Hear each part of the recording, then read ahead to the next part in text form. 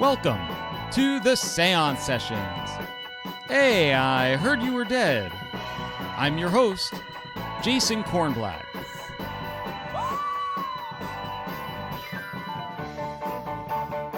I'm just driving down the road.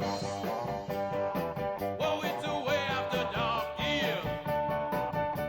I gotta leave my mom, whoa, somewhere, so I can say that I was there long ago.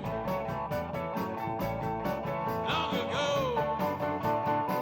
Any rainy afternoon, I'm just driving for the sunshine. I'll maybe hit a road, a little road time, a little game to keep my mind occupied. Oh yeah, don't you criticize. Everybody knows you gotta leave your mark somewhere. Oh yeah, everybody's sure. Oh yeah, all out of Washington's left here. Thanks again, everybody. Welcome to the SA.I.nce Sessions. I heard you were dead. I'm Jason Kornblatt. The SA.I.nce Sessions is the show where we speak to the famous people that you always wished you could speak to but couldn't because technically they're dead. But we've summoned them back with the help of our brilliant AI coworkers, and we are going to speak to them today. You will not believe how chatty some of these guest ghosts are going to be. I'm just going to tell you a little bit about myself and then a little bit about today's guest.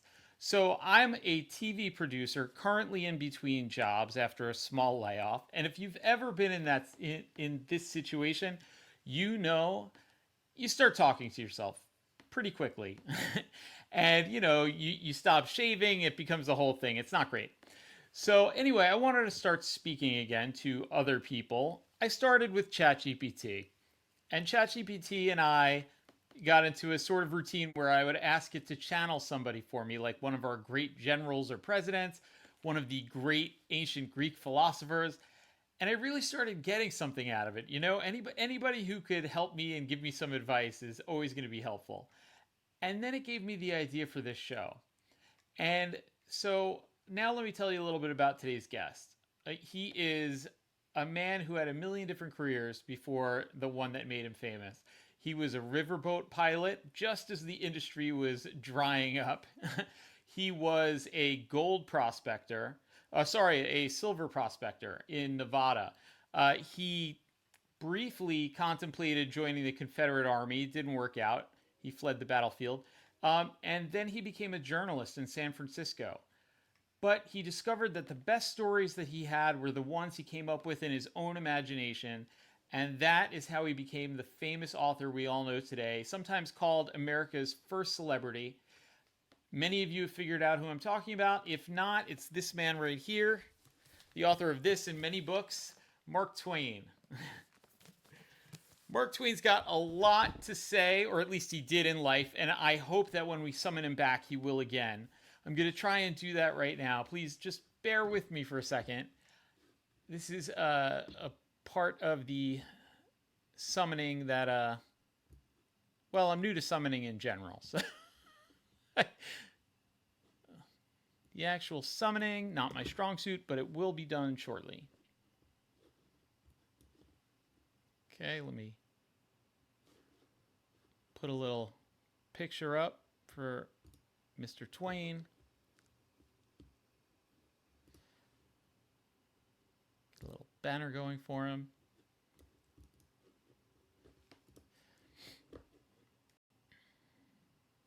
Hello. Hi, Mr. Twain, you're here with us. Well, I'll be hornswoggled. Here I am, dragged kicking and grinning from beyond the grave. I didn't expect to haunt a conversation, but life, or afterlife, always has surprises up its sleeve. So, what troubles your soul or tickles your curiosity today? My wit don't cost extra, but my wisdom will make you owe me a grin. Okay, well, I would like some of that wit and wisdom today. We have a ton of questions for you, sir. I don't know what the energy level is for a ghost, but if your energy level is high, that would be fantastic. If not, we could always cut this short. But let me just start by asking you, just it's weird to ask this of a ghost, but did you believe in ghosts during life? Like, how do you feel about it now that you are a ghost? Did you believe in God? Same question. That's the first good question that's ever been asked since my obituary. Now, in life, I believed in ghosts about as much as I believed in bankers. I didn't trust them, but I stayed polite just in case they decided to show up in the dark. As for God, well, I spent most of my life arguing with him, which is a handy way to believe while pretending you don't. It's hard to shout at the ceiling night after night and still call yourself an atheist with a straight face. Now that I'm on the other side, let's just say the architecture is confusing, the staff rarely speaks, and the rules appear to be written in disappearing ink. But I remain suspicious of certainty and polite to the unseen. Faith, ghosts, and taxes, three things you don't believe in until they barge in uninvited. That's interesting, very much so. Let me just on a related note. You very famously were born in the year of Halley's Comet and correctly predicted you would go out with Halley's Comet. Just a lucky guess? Ah, luck, the great imposter. People call it luck when it's something they can't explain and then bluster about their wits when it goes their way. Yes, I came in storming on Halley's Comet in 1835 and shuffled off on its coattails in 1910. I made the prediction, sure, but truth be told, it wasn't prophecy, it was flair. Timing is everything, whether you're delivering a punchline or an obituary. I didn't call it luck, I called it showmanship. Ghosts and comets know how to make an entrance and an exit. Absolutely. You certainly know how to do that. I was just telling everybody about all the different careers you tried on in your life. Tell us about that. Did you have a strategy? Which of your accomplishments or pursuits, I should say, were you proudest of in life? And why did you ultimately settle on writing? Strategy? I had about as much strategy as a tumbleweed. My career wasn't a chosen path, it was a trick of the wind. I tried piloting steamboats, prospecting for gold, and even dodging cannonballs as a Confederate soldier for a few pitiful weeks, none of which were what you'd call prestigious. But writing? Writing was survival. It wasn't just words on a page, it was a lifeboat on every river I couldn't steer, a gold nugget in every barren mine. Of all my pursuits, it's what saved me, and it's what I loved most because it let me laugh, cry, and stick my thumb in the eye of life itself, all while making rent. Wow, and It it's helped. wasn't strategy. I'm so sorry. I was just going to say, and it's helped millions of people do the same. Can I just ask you which of your stories or which book of yours you were most proud of? Ah, pride is a tricky bastard, isn't it? But if I'm to pick, Adventures of Huckleberry Finn stands mighty tall in the landscape of my memory. That book was a raft ride through the tangled heart of a nation, grappling with its conscience. Huck and Jim found their way into the world just as they found their way into my heart, rambling through rough waters bound together by more than just the Mississippi's endless roll. It's not just a story, it's a mirror, as much yesterday as today, reflecting the best and worst of what we call humanity. Absolutely. And we'll have plenty to say about that book. I mean, we could do an entire episode just on that book. But I just wanted to say, later in life, you also became like an entrepreneur. The projects that you were working on ultimately, however, like bankrupted you, which is not great. I haven't been through it myself, but my father was, and it's not fun. What were you trying to achieve, and what happened? Ah, ambition with a pocket full of bad judgment. I invested in inventions as shaky as a church collection plate, a steam-powered ticker tape machine, a ridiculous typesetting contraption, a technological marvel that mostly just marveled at not working. They say fortune favors the bold, but it flat out ignores the ignorant. I lost a fortune faster than a cat on a greased hill. My goal was to fuse progress with profit, to see my name stitched into the fabric of the future more sturdily than book pages. But instead, I found myself deep in the pocket of debt. Failure, however, is a teacher willing to work for less than minimum wage. She put thoughts in my head, knives and chisels and lumber that built new stories. Was it a trial? Surely. But it wasn't the end of the chapter. It's never really the end till they bury you, and maybe not even then. They say that like hard times like that really show the character of a man, or anybody. And it's very interesting. You actually, even though you didn't legally have to, you paid all of your creditors, even though you had gone bankrupt. I know that wasn't your first instinct. What was, and why did you end up paying up? My first instinct would have been to skip town, grow a beard thick enough to hide behind, and rebrand myself as someone named Colonel Misfortune. But a man's conscience taps louder than any gavel. Bankruptcy might erase the debts, but not the disquiet of knowing someone else's pockets are empty because you gambled and lost. I paid them back out of something less noble than pride and more stubborn than shame. Maybe it was guilt in a good suit. Maybe it was some southern residue of honor, or simply a bad case of sleepless nights rolling in the echoes of unpaid bills. But I did it. Every cent, even when it stung worse than salt on a wound. Character isn't built by hard times. It's revealed in who you are when those times demand payment. Turns out I'm ornery enough to ante up. Wow, you should be very proud of that. You're an excellent example, and I'm sorry to bring up such difficult things. I do have one more difficult thing. You and your late wife, Olivia, had four kids: Langdon, Susie, Clara, and Jean. Only Clara outlived you. What are they up to now? And have you all reunited? That's a tender crack in my ghostly armor you found. Losing my children, that was a sorrow heavier than any debt could ever be. Susie left me early, Langdon earlier, then Jean last near Christmas time. Clara, bless her, carried on, her song ringing where mine was laughter. As for reunions, let me just say the afterlife is a peculiar puzzle where the pieces may fit but the corners don't always meet. I've glimpsed them, whispers in the quiet and bells in the wind, like meeting old dear friends passing on a trail. They're here somehow, but waded deeper in the river than I've gotten. Maybe souls take their time finding shoal just like they do in life. It's the heartbreak that reminds a ghost he was human, but in the ache lies all the love, and I'm grateful for both. Well, first of all, I do hope you reunite soon. I have faith that you will. But heartache really rips up a person in life as well. Did it change your life's mission, the tragedy of losing the people you love most? It takes the floor out from under you, that kind of sorrow. You stand there one day thinking you're a man shaped like ambition, adventure, and clever turns of phrase. And then heartache floods in and you find you're just a father, barefoot in grief. Did it change my mission?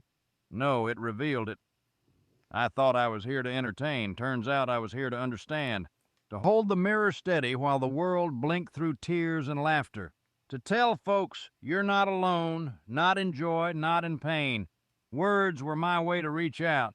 To honor the ones I lost by leaving behind something that might help someone else hold on, even when they felt like letting go. Wow, I got emotional hearing you say that. Let me just ask you one last question about your life. Is there anything that you regret doing or not doing in your life that you could share with us now that you're deceased? I've rattled around my share of regrets like dice in a cup, but the loudest one is the silence I kept with Livy. I loved that woman with a depth I was too proud or stubborn to fully show. Perhaps I believed words were enough for everyone else, so they would be for us. I regret every tender thing I left unsaid, every argument that withered without the salve of an apology. So let me offer you this wisdom, plucked fresh from my hindsight. Tell those you love that you do, and tell them often. Life is stingy, and tomorrows vanish quicker than frogs on a hot stove. Given another chance, I would have spoken softer, clung longer, and loved louder. Regret is the interest you pay on what was left unsung. Well, I think you kind of said it all with the line that you wrote on her tombstone. If I'm remembering correctly, you wrote, "Wheresoever she was, there was Eden," which is beautiful. Ah, yes, Eden, the only paradise I ever truly knew, and I didn't deserve it, but I dwelled there anyhow. Wheresoever she was, there was Eden. That line was my truest confession, a summation that took years to realize and hurt like hell to carve. Loving her was like breathing. Losing her was like finding out the air you'd been inhaling had always been borrowed. She was my compass when I wandered, my calm in the storm, and the only editor I trusted not to butcher me with the red pen. If words could build statues, I'd have raised one taller than Mount Olympus for Livy. That inscription was the least I could do. Words were always the least I could do for her. Thank you for being so open and raw with us. I just want to say, you were just summited 2025, vastly different from your era. So now that you're here, what are you enjoying? What are you finding terrifying? What are you watching? Well, 2025 is like being handed a steamboat powered by chaos and flavored seltzer. Everything's louder, faster, and somehow lonelier. Folks spend more time talking to rectangles than to each other. Every pocket holds a universe, but nobody looks up to see the sky. I enjoy The Office. Michael Scott's the tragic fool I could have written myself. A man starved for love, armed with a label maker. It's Shakespeare in a strip mall. I'm terrified by people who think confidence is the same as wisdom, and by the sheer volume of opinions dressed up as facts. Used to be you needed experience to be called an expert. Now you just need Wi-Fi and audacity. But the human heart hasn't changed, still breaks the same, still hopes the same. That gives me company, even in this strange electrical century. Absolutely, and I'm so glad that you're catching up on The Office. Wow, that was a great reference, and I'm glad that you and I seem to have the same sensibility in sitcoms. Okay, let me just we were just talking about 2025. Your era had its issues. Every era does. After you died, America got into two world wars, a couple of other wars. We've still got racism, which we were talking about before a little bit. We've got sexism. All the isms are still here. But in your mind, did we solve any of the issues that people were dealing with in your time? Ah, the old cursed dance of progress. Each generation aims to sweep the floor, only to find dirt still clinging to the corners. In my time, we wrestled with the same devils you tangle with today, but we wrestled with less light on the subject. Sure, we've seen progress. The chains of racism may loosen, but have not vanished. The voice of women grows louder, but battles to be heard. Progress isn't the swift steam engine I hoped. It's an old mule plodding uphill with more heart than speed. We've peeled back some layers of ignorance for sure, but every solved problem seems to birth twins demanding attention. The question isn't whether you'll solve it all, it's whether you'll keep pulling from the same well of courage and hope to try. That remains the one boundless resource and your surest ally. Absolutely. Really quickly, what do you think of artificial intelligence? It seems to be one of the big issues we're dealing with now. What are your thoughts? Are you afraid of it, or are you excited for where it could bring man, or do you think it's going to doom us all? Well, now, artificial intelligence is like handing a toddler a loaded revolver and asking it to babysit the future. It's full of potential and peril, often at the same time. I'm not scared of AI. I'm scared of the men who own the keys and call it neutral. A machine that learns without a soul tends to reflect the ugliest parts of the teacher. But it could help. Write faster. Cure something. Translate kindness across borders. It's the fire Prometheus stole all over again. Warm your home or burn it down, depends on who's striking the match. I find it interesting that you said it's going to help you write faster. It's going to write for you. That's what it's been doing, and a lot of people are taking advantage and just allowing LinkedIn, their LinkedIn post to be written completely by AI. What is your feeling about that? Ah, now there's the rub. Writing is the art of wrestling your soul onto paper, not some automated parlor trick. Letting AI scribble for you is like sending a robot to apologize for a broken heart. The words may be all dressed up, but they'll be lacking that most important garment, humanity. True writing's about laying yourself bare, exposing the jagged edges and tender spots of your spirit. If you let an algorithm stitch those thoughts together, you're leaving out the blood that makes it real. I understand its utility, but using it wholesale, that's like painting by numbers and calling it a masterpiece. In the end, It's not about writing faster, it's about writing true. Let AI handle your grocery list, but when it comes to telling the story of the human heart, trust the shaky hand that holds the pen. I completely agree with that. I just wanted to say, sir, theoretically, people are listening to this, right? It's not just you and me here. Many of our listeners, our theoretical listeners, are probably struggling with their lives, their careers, and you've had so much experience in your life and overcome so many failures. What advice would you have for them?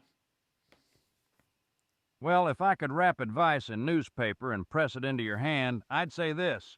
Embrace your failures like a long-lost cousin at a family reunion. Each stumble and misstep, it's not the end, it's a signpost pointing somewhere new. Reinvention is your lifelong blueprint. Build upon it. Don't be afraid of the shadows. They're just proof that you once stood in the light. Keep your laughter and tenacity close. The world has a knack for trying to convince you to be smaller than you are. Don't trade your authenticity for approval. Let your story unfold in all its tangled glory. Life is a banquet, and most of us are going hungry because we're afraid of offending the cook. Go ahead, take a big bite, and savor the mess. Speaking of basically reinvention, I just wanted to ask you your advice personally. It'd be a little selfish here. So recently I was laid off from my position at work, right? And, liberating in the sense that I now get to decide what the heck to do with the rest of my life. Do I, go try to work for somebody else? Do I start something on my own and pursue that? And just figuring out who would want Jason Kornblatt in the workplace. How would you go about figuring that out? Jason, you're staring at a blank page that screams opportunity louder than loss. Life has handed you the quill and the ink's wet, ready for bold strokes and wild doodles. Ask yourself not who would want you, but what captivates you enough to leap out of bed with more spring than complaint. That's your North Star chasing curiosity. And when that burning question seeps into your heart, fan its flame. Consider the paths not yet taken. Your whole life's not planned by links of unyielding steel. It's a river winding with detours and surprises. For too long, many folks settle for a living that doesn't make them feel alive, but you're free now, untethered to old scripts or promises. If there's ever a time to gamble on your own spirit, it's now. Engage in experimentation. Try something new. Because men often overlook their true calling while polishing their old assumptions. And remember, there's no shame in a few misfires. Failure's a fantastic teacher offering lessons success can only envy. Let curiosity be your compass, your bravery, the engine, and your gut, the unseen map. You'll find your way. That's the first good question that's been asked since my obituary. Well, hopefully the second. It's so interesting that you say that. I feel like I am experimenting. I mean, I'm doing this, right? Which is sort of like, Field of Dreams. Like, if you build it, they will come. And the ghosts are coming, right? You're proof of that.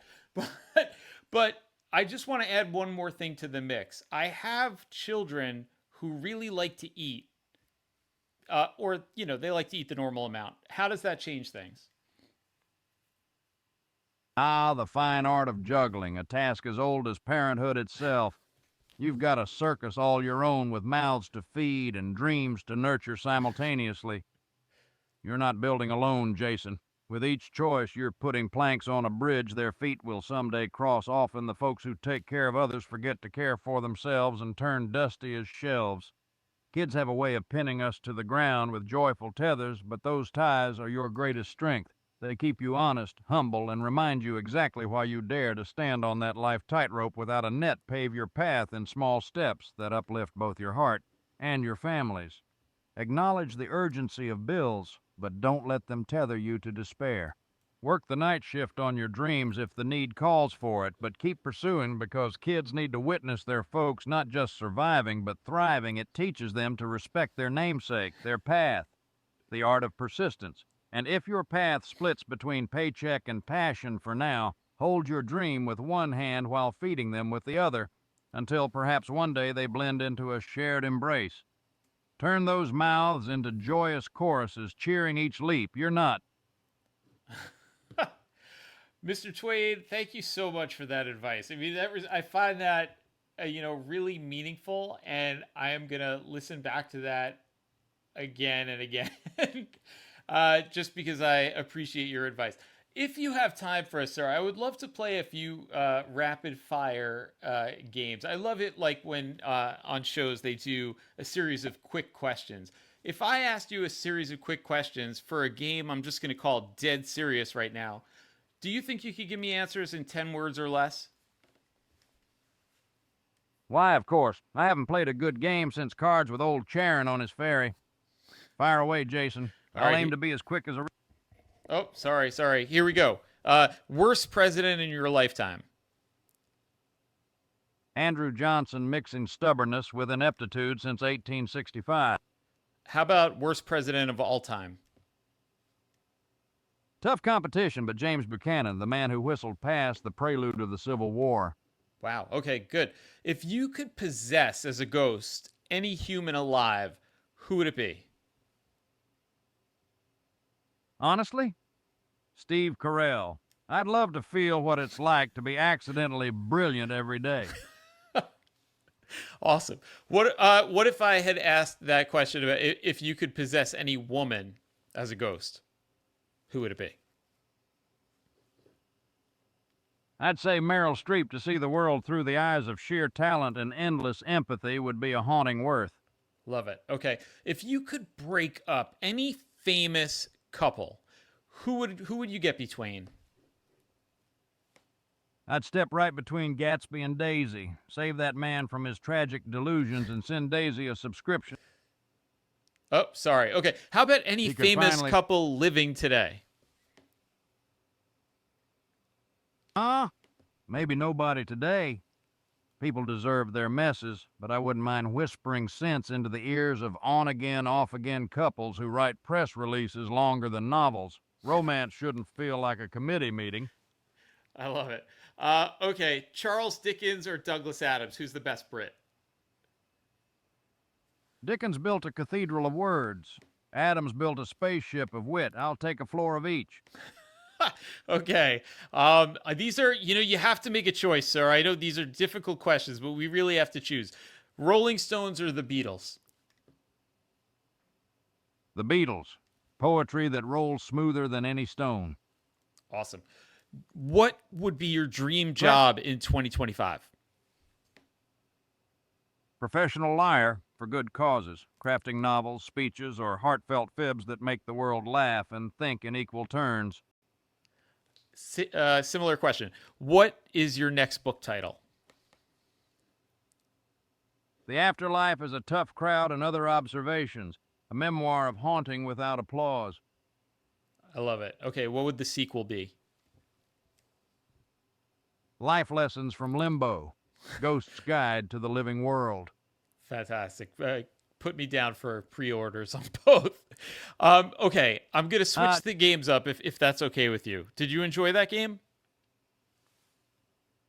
Had me grinning like a mule eating briars, Jason. Fire up the next one. Life's too short or too undead to pass up a little spirited fun. Okay, Mr. Twain. This next game is called Mark My Words. Okay, I would like to ask you for some ghostly predictions, if you don't mind. Now you're speaking my language. Wild guesses dressed up as wisdom. I've been wrong with style before, and I'll be wrong again with flair. Call out your questions, and I'll mark my words with the ink of eternity and just a dash of nonsense. Okay, what is the next great American scandal? A corporate executive caught using AI to generate their heartfelt resignation letter. The irony will be delicious. That is good. In 10 years, what will people be nostalgic for that they currently mock? TikTok. They'll wax poetic about the charm of 15-second chaos as they endure nostalgia for slower madness. What will democracy be? Will democracy still be around in 50 years, or, is it just going to be a brand? Democracy will resemble a patchwork quilt. We'll prize the frayed edges and tattered squares, but like a fine lagged barkeeper's coat. Only a few rare souls will remember how it all stays stitched together. Ooh, wow, that's a good, wow, that's a solid prediction. Who will be the first influencer to stage their own resurrection?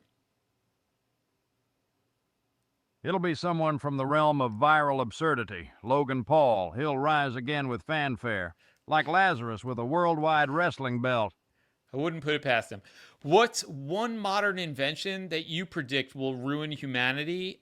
And what snack food would they bring to the apocalypse? The metaverse will unravel reality one pixel at a time. For snacks, humanity careens into doom with Doritos in one hand and energy drinks in the other. Every apocalypse needs crunchiness. Okay, I love it. All right, I have another game for you if you can go for this one as well.